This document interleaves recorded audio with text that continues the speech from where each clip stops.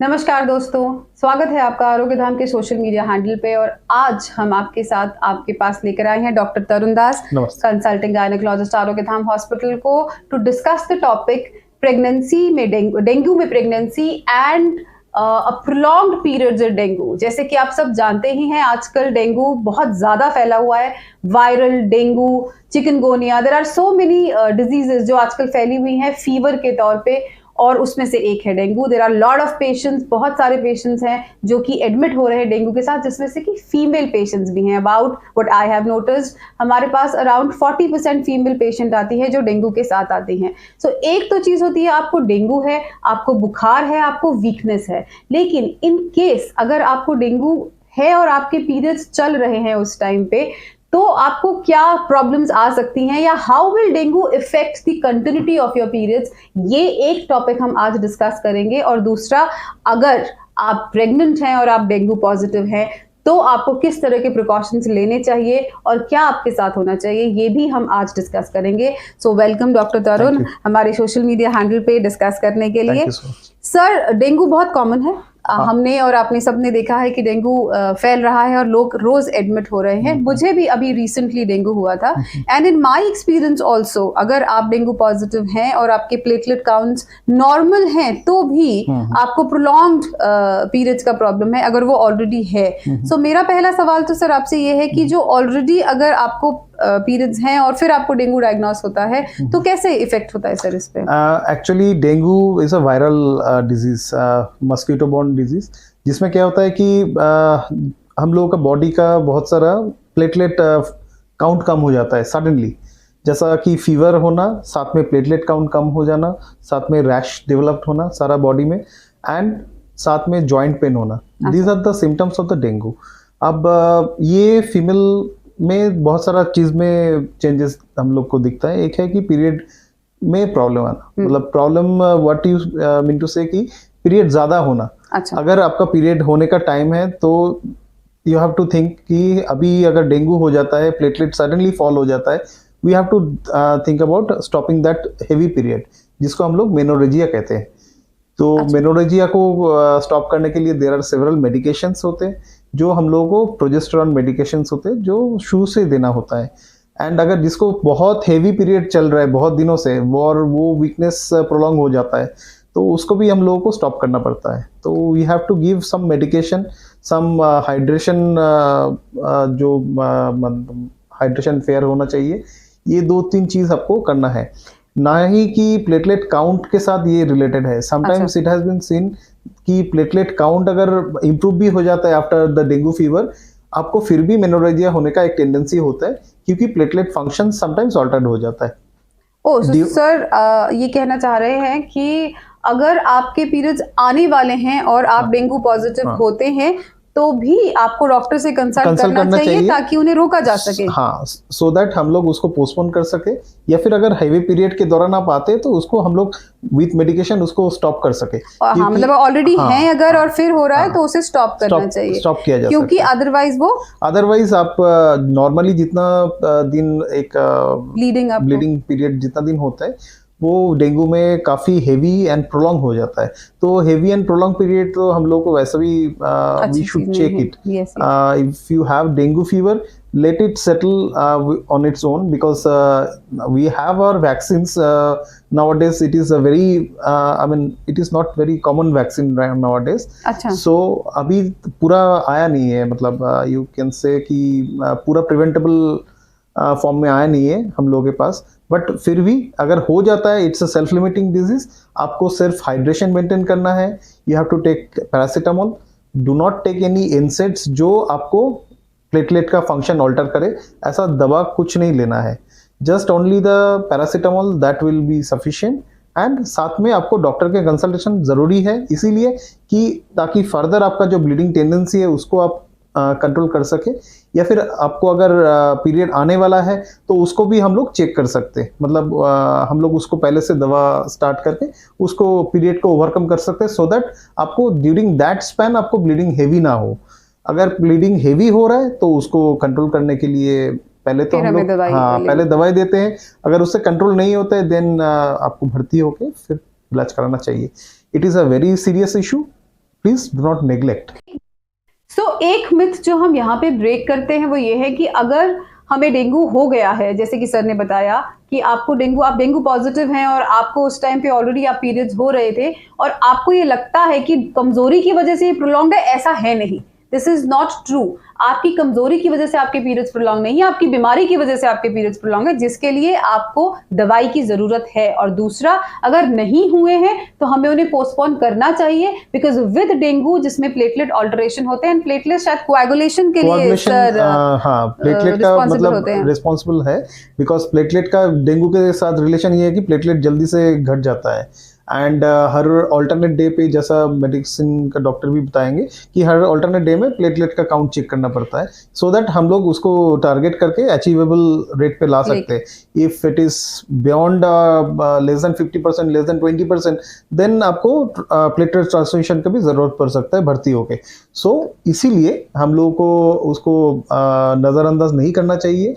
Platelet count अगर जल्दी से घट रहा है तो आपको ज़रूरी बेसिस पे डॉक्टर को कंसल्ट करना चाहिए। अगर प्लेटलेट स्टेबल हो गया और इम्प्रूव होना स्टार्ट हो गया, फिर भी आपको पीरियड हैवी होने का टेंडेंसी है, फिर भी आप डॉक्टर को कंसल्ट करिए, क्योंकि देयर आर सेवरल मेडिसिन जो देके आपको ये सिचुएशन से हम लोग डिफर कर सकते हैं पीरियड को। तो एक चीज़ जो हमें समझ में आती है कि दिस इज़ नॉट नॉर्मल। जैसे कि हमें भी और बहुत सारे लोगों को ऐसा लगता है कि डेंगू का और इसका कोई रिलेशनशिप शायद होगा ही नहीं। मैंने भी इससे पहले, इस डिस्कशन से पहले ऐसा नहीं सोचा था कि ऐसा कोई रिलेशनशिप हो सकता है, बट क्योंकि एक्सपीरियंस किया, इसीलिए मैं आपसे कह रही हूँ कि ये चीज़ इट्स रिलेटेड टू डेंगू, आपकी बीमारी से रिलेटेड है ये, और आप इसके बारे में ज़रूर एक बार डॉक्टर से कंसल्ट करें। तो एक तो होता है पीरियड्स और दूसरी चीज़ होती है प्रेगनेंसी। तो सर, अगर आप प्रेग्नेंट हैं और फिर आपको डेंगू डायग्नोस होता है तो फिर क्या इसका देखिए असर मैडम, पड़ता है? डेंगू बहुत सारा मतलब डिवीजन होता है डेंगू का। Sometimes it is a simple dengue, जिसको कहते हैं हम लोग डेंगू फीवर ओनली, और एक होता है डेंगू हेमरेजिक फीवर, एक होता है डेंगू शॉक सिंड्रोम। अगर आप प्रेग्नेंट है, सर इन तीनों को ना आप लेमन लैंग्वेज में बताइए, डिफरेंस क्या होता है? डिफरेंस होता है कि डेंगू फीवर सिर्फ डेंगू फीवर ही होता है, साथ में जॉइंट पेन हो रहा है, फीवर हो रहा है, साथ में बॉडी में रैश हो रहा है, ये है डेंगू फीवर। तो ये अगर है और साथ में आप प्रेग्नेंट हो तो आपको ज़्यादा मतलब you have to consult a doctor, but आपको ज़्यादा परेशान होने का ज़रूरत नहीं है। Since dengue is a self limiting disease, आप धीरे धीरे, आपको हफ्ता भर टाइम लगता है इसको कंट्रोल होने में। जैसा आपका फीवर सेटल हो जाता है एंड आप प्रॉपर्ली हाइड्रेशन मेंटेन करते हो, सारा प्लेटलेट अगर सेटल हो जाता है, देन आपको ज़्यादा परेशान होने का ज़रूरत नहीं है। लेकिन अगर आपको डेंगू हेमरेजिक फीवर का कोई भी फीचर्स है, like any sort of gum bleeding हो या एनी बॉडी कहीं से भी अगर ब्लड आता है during dengue fever and you are pregnant, then it is of something emergency situation. तब आपको भर्ती होना पड़ता है और under observation, under ICU care, ये सारा आपको लग सकता है। समटाइम्स देखा जाए कि डेंगू में पेशेंट शॉक तक पहुंच जाता है, जिसको हम लोग डेंगू शॉक सिंड्रोम कहते हैं। ये सिचुएशन अगर प्रेगनेंसी में अराइज करते हैं तो उसका इलाज आईसीयू में होते हैं एंड भर्ती होके फिर उसका इलाज होता है। घर में वैसा पेशेंट को रहना नहीं चाहिए, क्योंकि मेडिकल इमरजेंसी आपको ज़्यादा परेशानी, अगर आप घर पे रहेंगे तो ज़्यादा परेशानी का सामना पड़ सकता है। सर, जैसे आपने बोला हेमोरेजिक डेंगू फीवर, अगर मैं घर पे हूँ और मुझे डेंगू पॉजिटिव डायग्नोस हो गया है, तो मुझे ये मालूम है कि मेरा डेंगू ए पॉजिटिव आ गया है और मेरा प्लेटलेट जो है वो इतना है और मैं नॉर्मल फील करी, तो मुझे ब्रश करते हुए मान लीजिए ब्लीडिंग होती है या किसी और वजह से ब्लीडिंग होती है, तो मैं ये जानना चाहती हूँ कि हम खुद से कैसे पता लगा सकते हैं कि आपको you have to consult a doctor, gynaecologist के पास जाना चाहिए या फिर मेडिसिन स्पेशलिस्ट के पास जाना चाहिए, अगर ऐसा कुछ होता है, ऐसा कुछ सिचुएशन हो। बिकॉज हम लोग को कभी लगता है कि this are the normal thing, but with a dengue fever in the background ऐसा नहीं है। मतलब समटाइम्स देखा जाए कि अगर मिनिमल गम ब्लीडिंग भी आपको लग रहा है, फिर भी आपको कंसल्ट कर लेना चाहिए। You may not know that you are harboring a dengue hemorrhagic fever along with the pregnancy. So you may have a bleeding pile. Bleeding piles भी हो सकता है।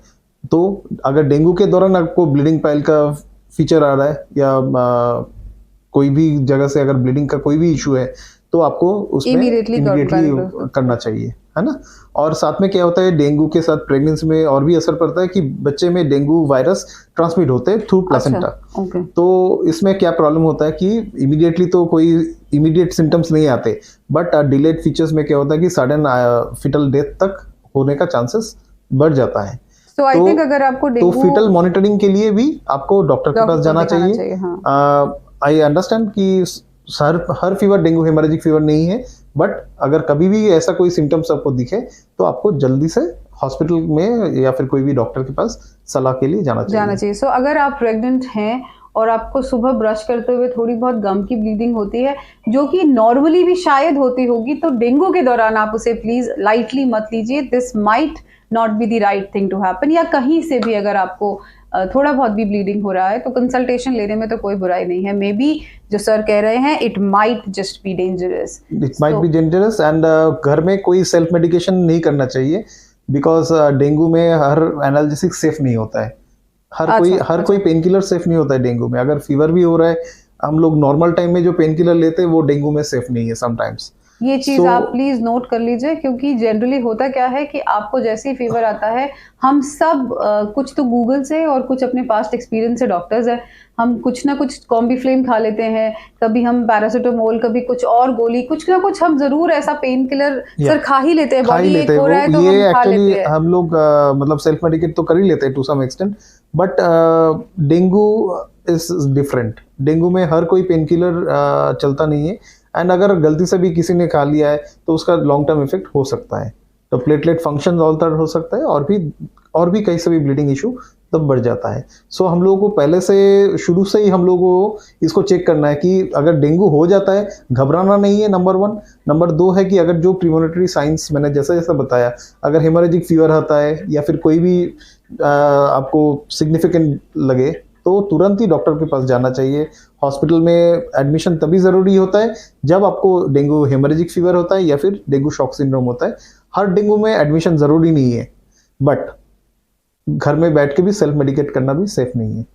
तो हमने जो आज सर से बात करी और समझा, specially from female and dengue point of view, वो ये है कि अगर आपको डेंगू है और आपको पीरियड्स हैं तो आप एक बार जरूर कंसल्ट कर लीजिए, because it might turn into a prolong period, जो कि कमजोरी की वजह से नहीं है, ये डेंगू की वजह से है। और अगर आपको डेंगू डायग्नोस हो जाता है एंड आपकी पीरियड्स ड्यू डेट है, तो भी आप कोशिश करें कि उसे पोस्टपोन किया जा सके, ताकि आप किसी कॉम्प्लिकेशन में लैंड ना करें। तो वैसे ही आपको डेंगू से बहुत कमजोरी रहेगी, आप परेशान रहेंगे, so this might just increase your problems. और अगर आपको डेंगू के साथ प्रेगनेंसी है तो आई थिंक हर स्टेप पे डॉक्टर से कंसल्ट कर लेना बेटर रहता है।